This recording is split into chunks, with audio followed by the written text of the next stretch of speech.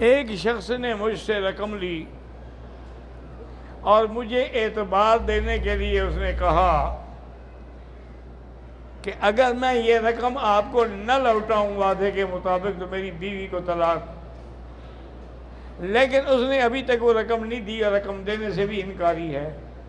بہرحال بھائی اصولی بات تو یہی ہے کہ اگر رقم نہیں دے گا تو طلاق ہو جائے گی۔ انا للہ و انا الیہ۔ بھائی معاملات پیسوں کے کرتے ہو تو پھر بیوی کے درمیان میں لانے کی کیا ضرورت ہے؟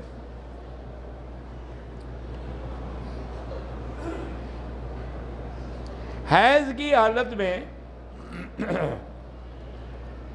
لڑکی قرآن کی تلاوت کر سکتی ہے، اگر مدرسے میں پڑھتی ہے تو کیا وہاں سنا سکتی ہے؟ بھئی امام ابو حنیفہ رحمۃ اللہ علیہ فرماتے ہیں کہ حیض کی حالت میں وہ زبانی کلامی یاد بھی نہیں پڑھ سکتی، سن سکتی ہے۔ لیکن باقی ائمہ کہتے ہیں کہ چونکہ بعض اوقات لڑکی کا حیض جو ہے وہ 8 دن 10 دن تک بھی ہوتا ہے، تو اس لیے پھر قرآن کے بھول جانے کا خطرہ ہے، اس حالت میں بھی وہ پڑھ سکتی ہے۔ ہمارا امام صاحب سخت خلاف، وہ کہتے ہیں کہ بھی قرآن کی تلاوت کے لیے پاک ہونا ضروری ہے۔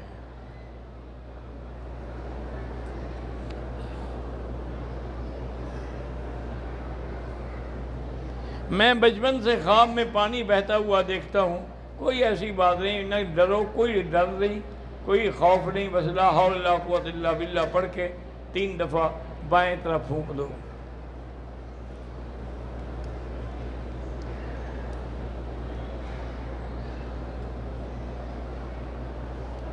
مقصد یہ ہے کہ ایک آدمی کے وضو کے بعد اگر ہوا خارج ہوئی، اس کو اگر پتہ ہے کہ واقعی خارج ہوئی ہے پھر تو وضو ٹوٹ گیا۔ اگر اس کو پتہ نہیں ہے اور نہ ہی کوئی آواز آئی ہے نہ ہی کوئی بدبو آئی ہے تو پھر وضو نہیں ٹوٹے گا۔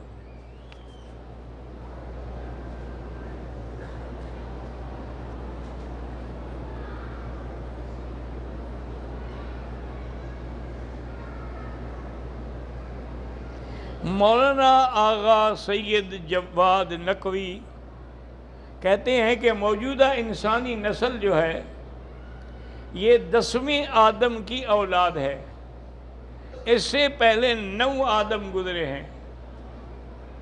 اس پر وہ قرآنی آیات بھی پیش کرتے ہیں اور نہج البلاغہ کا حوالہ بھی دیتے ہیں، پتہ نہیں کون سے قرآن کی آیات ہیں۔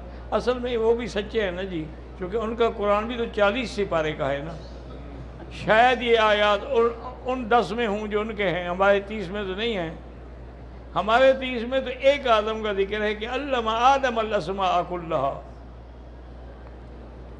اور اللہ نے فرشتوں کے بتایا تھا کہ اذا سویتہ ونفخت فیہ من روحی فقعوا لہ ساجدین فسجد الملائکۃ کلھم اجمعون۔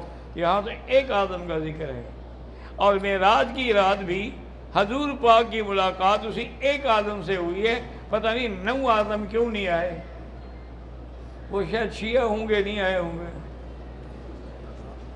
یہ آپ غلط کہتے ہیں علامہ صاحب۔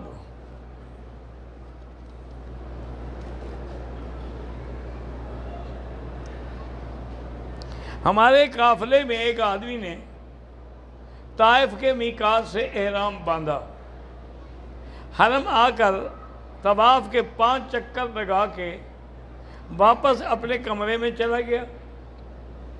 2 دن کے بعد دوبارہ مسجد جیرانہ سے احرام باندھا، عمرہ ادا کیا۔ اس پہ دم لازم ہے، کیونکہ پہلے عمرے کو اس نے خود نعوذ باللہ احرام کھول دیا، خراب کر دیا۔ جب عمرہ توڑ دیا جائے دم تو واجب ہے۔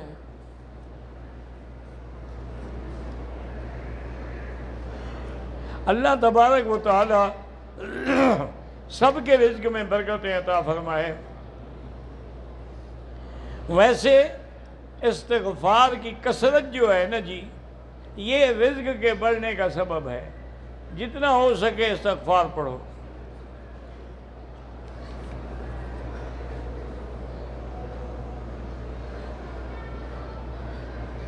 دوسرا عمرہ کرنے کے لیے اگر ہوٹل سے ہم احرام کی چادریں باندھ لیں، مسجد عائشہ چلے جائیں، وہاں جا کے پھر غسل کر کے احرام باندھیں، وہاں دوبارہ غسل کی کوئی ضرورت نہیں ہے۔ بہرحال وہاں سے کریں اور 2 رکعت پڑھ کے نیت کر کے عمرہ کریں، ٹھیک ہے۔ بھئی ہوٹل سے جو جا رہے ہو تو صرف چادریں باندھی ہوئی ہیں نا، احرام تو نہیں۔ احرام تو تب ہے جب نیت کرو گے، لبیک بعمرۃ، لبیک اللہم لبیک، لبیک لا شریک لک لبیک، ان الحمد والنعمت لک والملک لا شریک لک والملک لک۔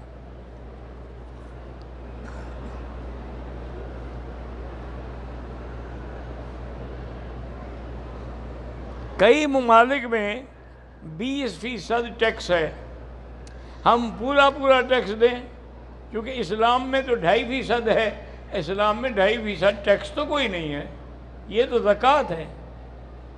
2.5% زکوٰۃ ہے کہ بڑے آدمیوں سے لو اور غریبوں کو دو، اور دوسرے ملکوں کے جو ٹیکس ہیں وہ تو پہلے غریبوں سے وصول ہوتے ہیں، بڑے آدمی تو دیتے ہی نہیں۔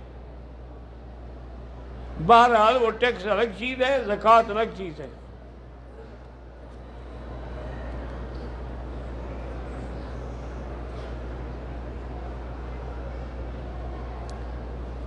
کعبہ شریف کے قریب جانے کے لیے چادریں باندھنے ٹھیک، اللہ قبول کرے۔ جو چپل آدمی لیٹرین میں استعمال کرتا ہے وہ پہن کر طواف کر، اگر وہ دھو لے، پاک ہو، پلیت نہ ہو، طواف کر سکتا ہے۔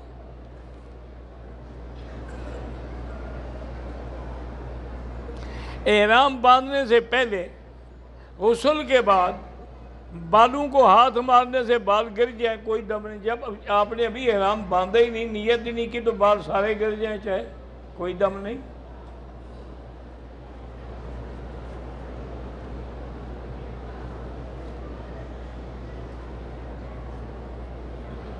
میں نے طواف کے بعد صفا مروہ سے پہلے حجر اسود کو بوسہ لیا، پھر پتہ نہیں کیا نہیں کی، خوشبو لگی ہوئی تھی نہیں لیا بوسہ، ٹھیک کیا۔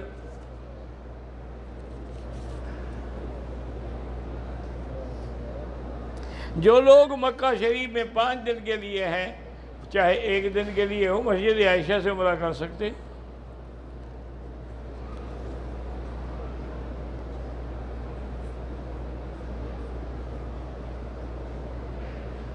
کہتا ہے جی کہ بہن بھائی کو کوئی دل کا مسئلہ ہے، اللہ شفا عطا فرمائے۔ ویسے بزرگوں نے لکھا ہے کہ اللہ کا نام ہے نا، یا قوی القادر المقتدر قوّنی وقوّ قلبی، یہ پڑھ کے دم کیا کریں۔ اچھے رشتے کے لیے سورۃ الرحمن 3 دفعہ پڑھیں اور اللہ سے دعا مانگیں۔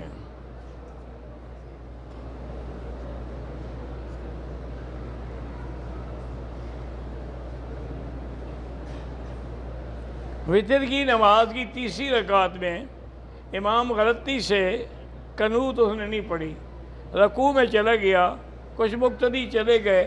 بہرحال حنفی مسلک میں تو نماز نہیں ہوتی، کیونکہ امام ابو حنیفہ کے نزدیک قنوت، دعائے قنوت پڑھنا واجب ہے، ان کے نزدیک سنت ہے، نہیں پڑھی تو کوئی بات نہیں۔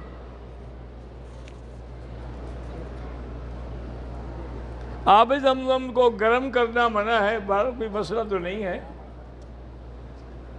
آپ زمزم پیتے ہیں تو آپ کو بھی تو دھوپ نہیں لگنی چاہیے نا، آپ کو بھی گرم نہیں ہونا چاہیے۔ ایسے مسئلے پتہ نہیں کہاں سے گھڑتے ہیں لوگ، جیسے علامہ صاحب نے گھڑا ہے کہ 10 آداب گزرے ہیں، ہم 10ویں میں ہیں، 9 پتہ نہیں کہاں کھو گئے۔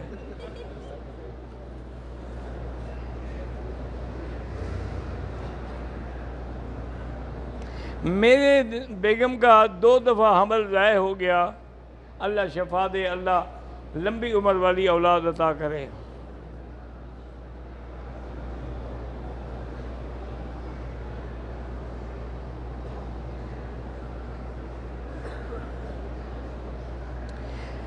ہمارے محلے کی مسجد جو ہے گھر سے 400-500 فٹ دور ہے۔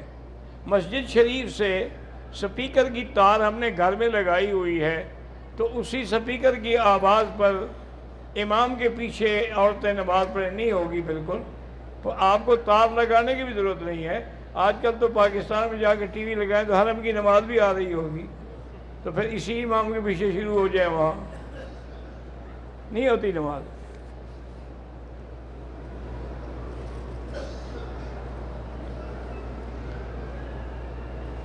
محمد اکرم بہاولپور سے ہیں، سلام کہتے ہیں، مہربانی اللہ آپ کو دین کے کام کی توفیق دے۔ میں نے عمرے میں طواف کے دوران بازو نکالنا یعنی استباح کرنا بھول گیا، کوئی دم نہیں۔ اگر نابالغ بچوں کو ہم نے عمرہ حج کرا دیا تو جب بالغ ہوں گے پھر فرض ادا کریں گے، ابھی تو فرض نہیں ہے نا ان پر، یہ تو نفلی ہے۔ اللہ تبارک و تعالی اولاد نرینہ عطا فرمائے، اس کے لیے دعا قرآن میں ہے، رب لا تذرنی فردا وانت خیر الوارثین، یہ دعا مانگا کریں۔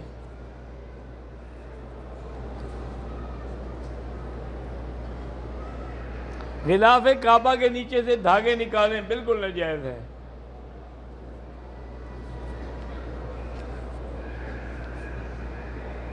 ایک بچی اس کی اولاد نہیں ہو رہی، پہلے تو علاج بھی کرائے اور اس کے بعد سورۃ یوسف پڑھ کے اللہ سے دعا مانگے۔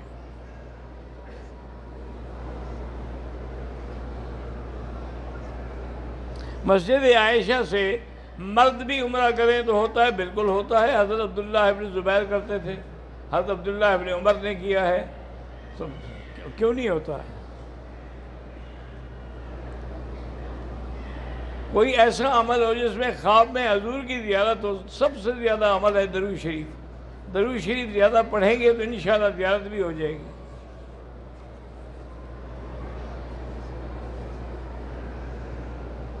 فیصل نذیر جو ہیں پاکستان سے دعا کے لیے کہتے ہیں، اللہ ان کی آرزوئیں پوری کرے۔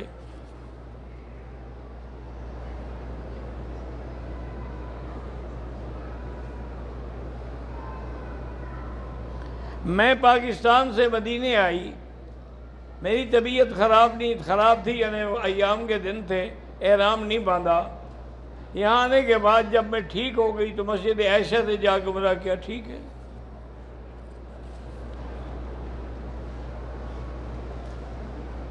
جو لوگ کسی کو قرآن پڑھواتے ہیں ایصال کے لیے، بھائی جو لوگ پیسے دے کے پڑھاتے ہیں یہ تو کاروبار ہے، کوئی ثواب نہیں ہے۔ پڑھنا پڑھانا ہے، خود پڑھو، دعا کرو اللہ سے۔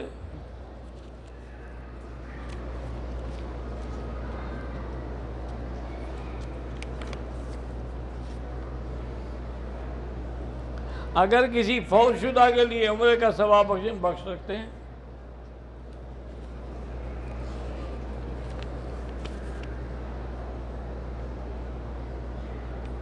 بہرحال مسجد عائشہ میں بھی عصر کے بعد نماز 2 رکعت نہ پڑھیں، اسی طرح عین جب سر پہ سورج ہو پھر بھی نہ پڑھیں، اوقات مکروہ میں نہ پڑھیں، بغیر 2 رکعت پڑھے ہوئے لبیک پڑھ کے آ جائیں۔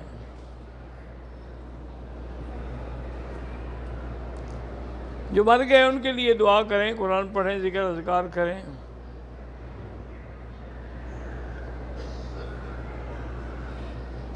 ایک آدمی نے پہلے حج نہیں کیا لیکن اب عمرے کے لیے آ گیا ہے تو اب اس پر حج فرض ہے؟ ہاں بالکل فرض ہے۔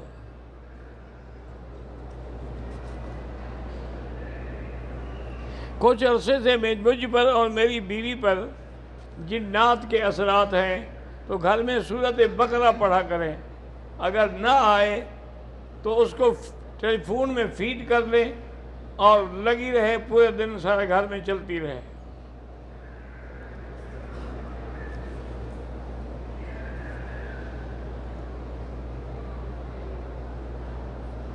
بہرحال جمعہ سے پہلے 4 رکعت سنت پڑھیں، بالکل ٹھیک ہے، جیسے ظہر سے پہلے 4 رکعت سنت ہیں۔ باقی جو 12 رکعت ہیں وہ تو چاشت کی ہیں، اس کا ظہر سے کوئی تعلق نہیں۔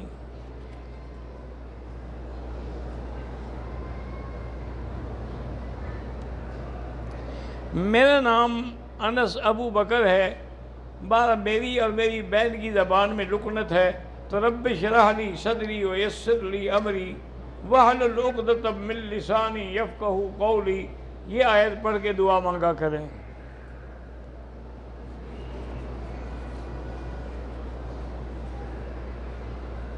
میرے پتہ نہیں بھتیجے پتہ نہیں بہن کو دو بچیوں کی پیدائش ہوئی الگ الگ، لیکن اللہ کے حکم سے دونوں نارمل نہیں تھے، اللہ نارمل نہیں تھے، چلے گئے تو اللہ کی مرضی، اگر ہیں تو اللہ زندہ رکھے۔ عصر کے بعد طواف کیا، 2 رکعت مغرب کے بعد پڑھیں۔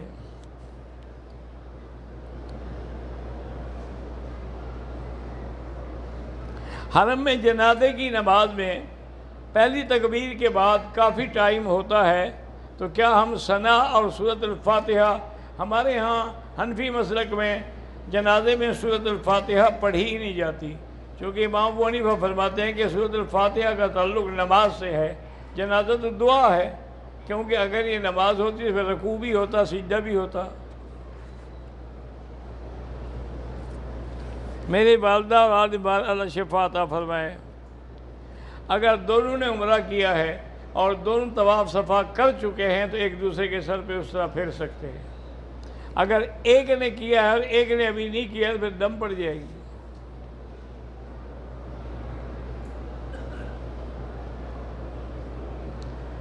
تربت بلوچستان کے گستاخ رسول لوگ جو ہیں حالات خراب کرتے ہیں، اللہ وہاں امن قائم کرے اور ان گستاخوں کو خود قدرت اپنی طرف سے سزا دے۔ عورت عمرہ کرنے کے بعد اپنے بال خود کاٹ سکتی ہے؟ ہاں کاٹ سکتی ہے۔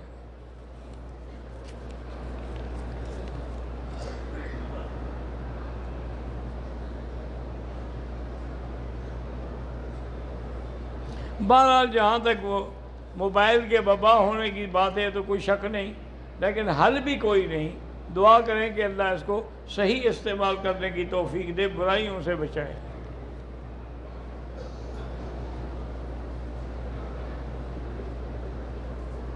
ہمارا ارادہ تھا کہ ہم 15 دن رہیں گے مکے میں، لیکن اب ہم 12 دن کے بعد جا رہے ہیں، تو کوئی بات نہیں، پوری پڑھتے رہیں نماز، کوئی حرج نہیں، کیونکہ پہلے آپ نیت پورے کی کر چکے ہیں۔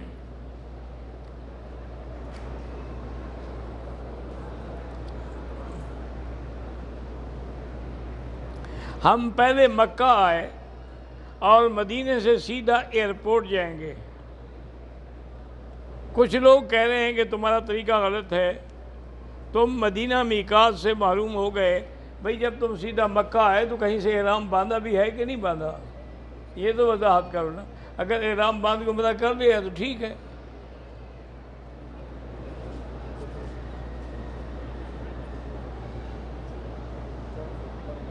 اگر ماں مرنے سے پہلے کہہ دے کہ میری بیٹی اور بیٹوں کو حصہ برابر ہے تو اپنی زندگی میں اگر دے دے تو دے دے، ورنہ مرنے کے بعد شریعت کے مطابق ملے گا۔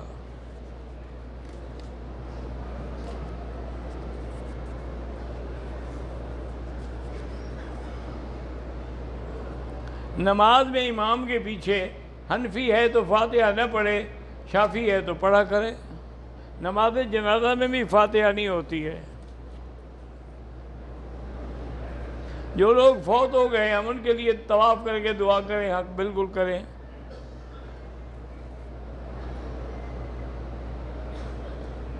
پتہ نہیں کیا لکھا، مجھ سے پڑھا ہی نہیں جاتا۔ روضہ رسول پہ کہتے ہیں ہمارا نام لے کر سلام کہو، ٹھیک ہے، جس نے بھی کہا سب کا سلام کہہ دو۔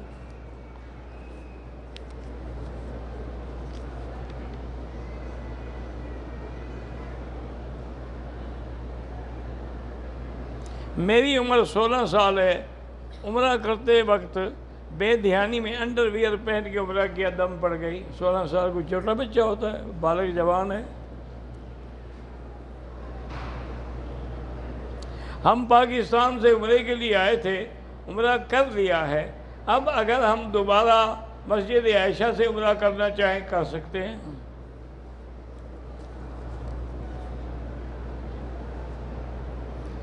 احرام کی حالت میں جدہ ایئرپورٹ پر خوشبو اور شیمپو سے ہاتھ دھو لیے، 5-4 ریال خیرات کر دو۔ میری پھوپھی فوت ہو گئی، اللہ مغفرت فرمائے۔ میرا بیٹا بہن بیمار ہیں، اللہ ان کو بھی شفا عطا فرمائے۔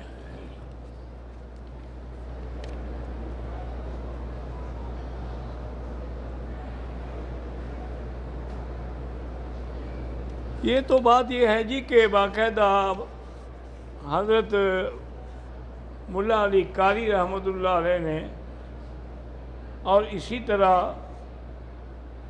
اور بزرگوں نے بھی لکھا ہے کہ حضور کے جنازے میں فرشتے بھی اترے ہیں اور حضور کا جنازہ صحابہ نے بھی پڑھا ہے، اس میں تو کوئی شک نہیں کہ صحابہ نے پڑھا ہے۔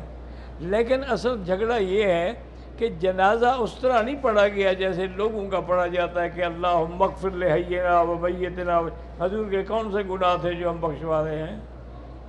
وہ تو صرف صحابہ جاتے تھے، 10 کھڑے ہوتے تھے، صلی اللہ علیہ یا محمد، اللہم صلی علی محمد پڑھ کے باہر آ جاتے تھے۔ وہ جنازہ اس لیے بعض لوگوں نے کہہ دیا کہ حضور کا جنازہ ہی نہیں پڑھا گیا۔ بھئی وہ جنازہ نہیں جیسے تمہارا جنازہ ہے۔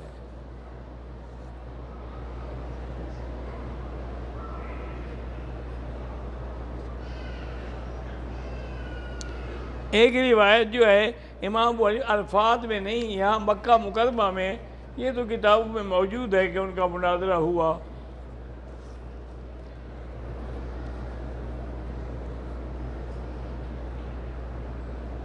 میرے والد صاحب عمرے کا احرام باندھ کے آئے، ان کو ہارٹ اٹیک ہو گیا، اب وہ ہسپتال میں، اللہ شفا عطا فرمائے۔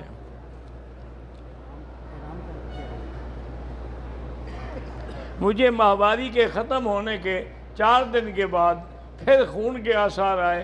اگر تمہاری ماہواری کے دن مکمل ہو گئے تھے، اس کے 4 دن بعد پھر یہ استحاضہ ہے، بیماری ہے، حیض نہیں ہے۔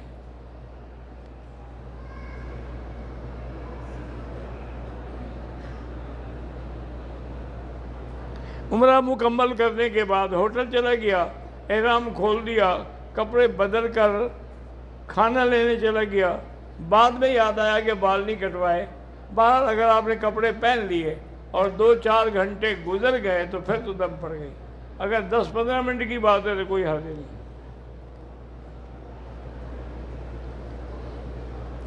طواف کے دوران نظر نیچے رکھیں۔ اللہ تمام مسلمان جو فوت ہو گئے ان کی مغفرت فرمائیں۔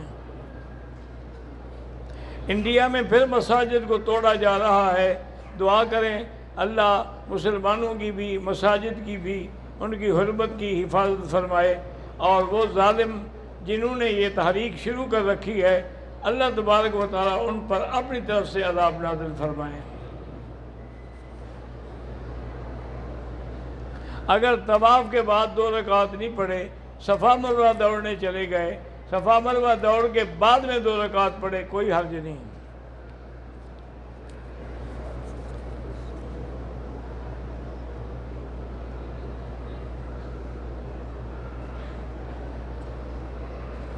طواف زیارت تو حج کا الگ ہوتا ہے نا، وہ 10 تاریخ کو ہو گیا۔ طواف الوداع آپ جائیں گے تو کریں گے۔ قرضہ ختم ہو جائے، استغفار زیادہ پڑھیں۔ میرے بھائی کو ڈاکو لے گئے ہیں، اللہ آپ کی مدد کرے اور اللہ اس کی بھی حفاظت کرے۔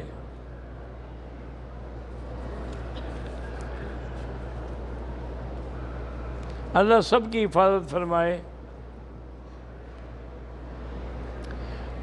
اسکن الرجی کا بڑا علاج کرایا، کوئی فائدہ نہیں ہوا، زمزم پی کے دعا کریں۔ اللہ جن کی اولاد نہیں ان کو بھی اولاد عطا فرما۔ عصر کے بعد 2 رکعت نہ پڑھیں مقام ابراہیم پہ، بلکہ مغرب کے بعد پڑھیں۔ اللہم صلی علی سیدنا محمد وعلی آل سیدنا محمد کما صلیت علی ابراہیم وعلی آل ابراہیم فی العالمین انک حمید مجید۔ لا الہ الا اللہ الحلیم العظیم، لا الہ الا اللہ رب العرش الکریم۔ اللہم انا نسألک موجبات رحمتک وعزائم مغفرتک والسلامة عن كل إثم والغنيمة عن كل بر۔ اللهم لا تدع لنا ذنبا إلا غفرته، ولا هما إلا فرجته، ولا عيبا إلا سترته، ولا كربا إلا نفسته، ولا ضالا إلا هديته، ولا فسادا إلا أصلحته، ولا مريضا إلا شافيته، ولا عدوا ظالما إلا أهلكته، ولا حاجة من حوائج الدنيا والآخرة إلا قضيتها ويسرتها يا أرحم الراحمين یا اکرم الاکرمین۔ یا اللہ تمام آنے والوں کی حاضری منظور فرما۔ یا اللہ تمام کے حج عمرہ زیارت طواف منظور فرما۔